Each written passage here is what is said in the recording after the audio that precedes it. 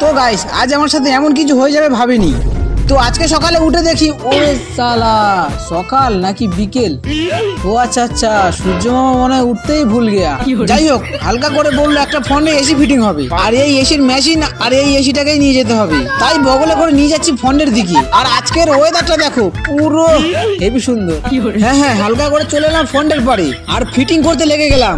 বেশ কিছু বছর কুস্তি করে ফিটিং করে দিলাম। আর রুমে এসে আমার কেটিএম ডাউক 790টার মিটার চেক করছিলাম। এই রে তিরিং তিরিং করে কেন? ওরে শালা 80 স্পিড।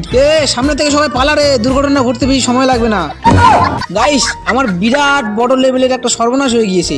এই দেখো, আমার 6 লাখ টাকার ফোনের 50 কোটি টাকার কভারটার উপরে কে নজর লাগিয়ে দিয়েছে, তাই কষ্ট থেকে নষ্ট হয়ে গিয়েছে। তাহলে টোটাল মিলে কত টাকা লস হলো? এদিকে 6 লাখ আর ওদিকে আছে 50 কোটি, মানে সব মিলে টোটাল হলো 50 কোটি 6 লাখ। ব্যাস, কাল থেকে আমাকে পথে বসতেই হবে।